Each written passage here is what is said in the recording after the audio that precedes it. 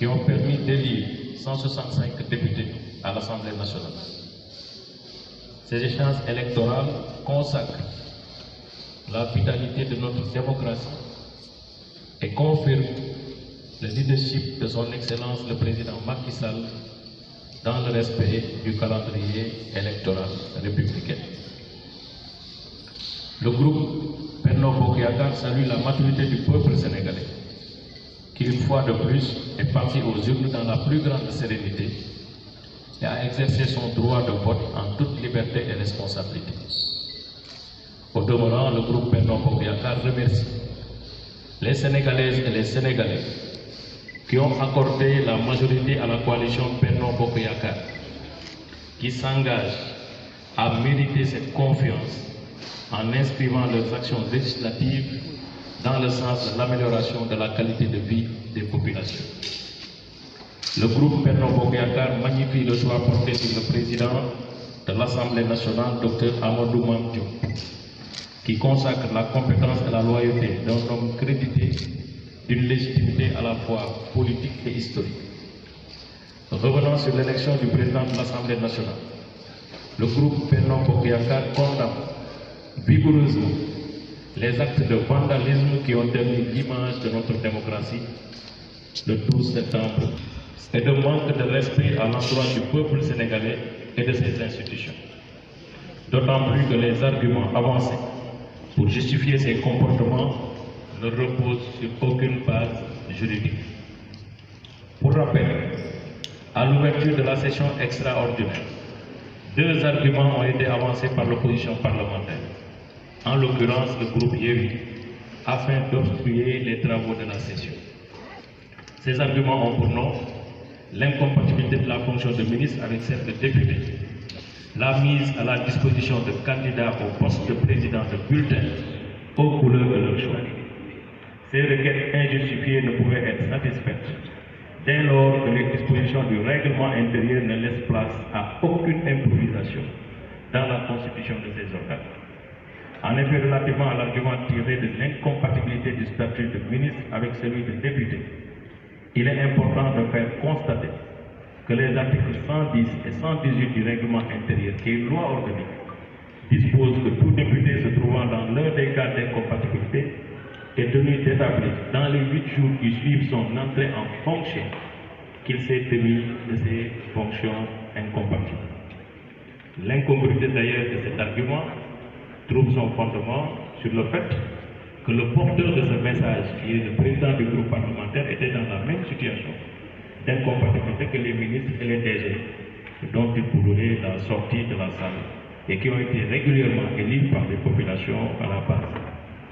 Concernant le choix des bulletins aux couleurs des candidats,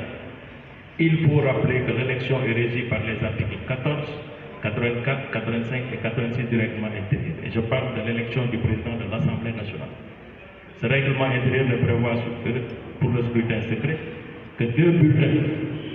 un bulletin blanc sur lequel est indiqué le nom des candidats,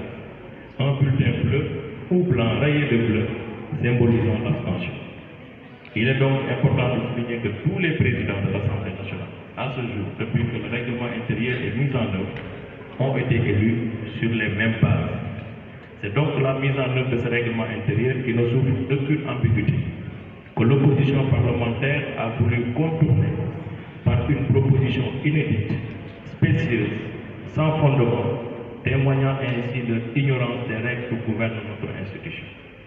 Face à ce blocage visant à empêcher la tenue de l'élection,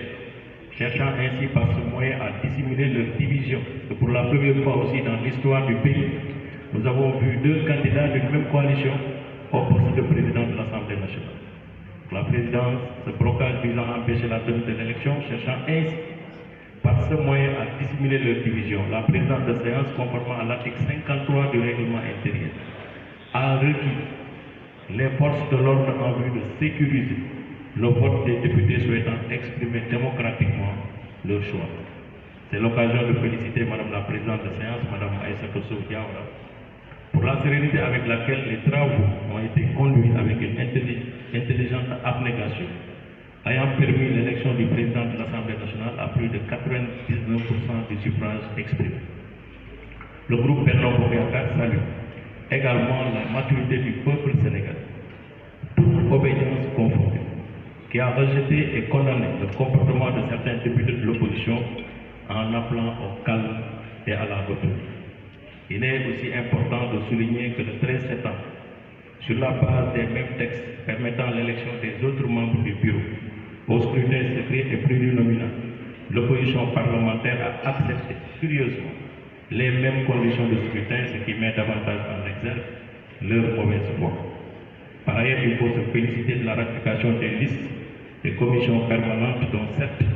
sont présidées par les membres du groupe Benno Bokk Yakaar, 5 par Yewwi et 2 par les membres du groupe parlementaire Liberté, Démocratie et Changement. La mise en place de ces commissions et bureaux, à la suite d'une concertation entre les groupes,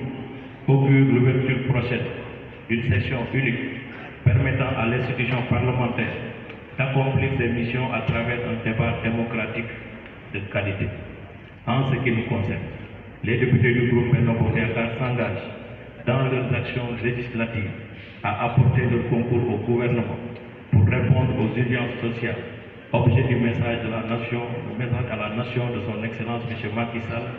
président de la République du Sénégal. Le groupe Benno Bokk Yakaar félicite son Excellence M. Macky Sall,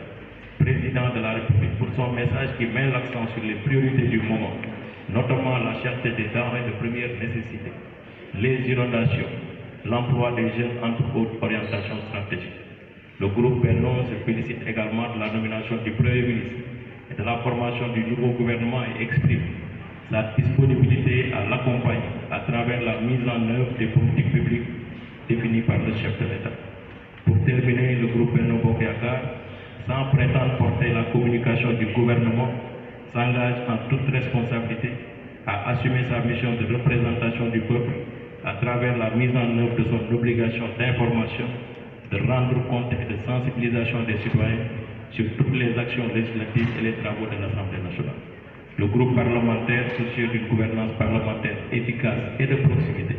entend inscrire ses actions dans le sens de l'innovation et de l'ouverture à toutes les forces vives de la nation, ainsi qu'aux autres groupes parlementaires dans la défense des valeurs de la République en vue d'asseoir la paix et la stabilité nécessaires au bon fonctionnement des institutions.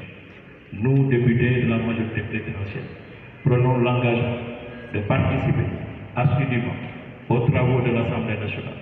dans le respect de la discipline parlementaire, d'inscrire toutes nos actions dans l'éthique, d'améliorer la qualité du débat et des pratiques parlementaires, tout en respectant les droits de l'opposition parlementaire. Ce dernier paragraphe que je viens vous lire d'ailleurs figure dans notre déclaration constitutive du groupe qui montre l'ouverture d'esprit, mais aussi notre engagement dans la fermeté et l'ouverture à travailler pour consolider notre démocratie et instaurer à l'Assemblée nationale un débat courtois, responsable, constructif. Je vous remercie.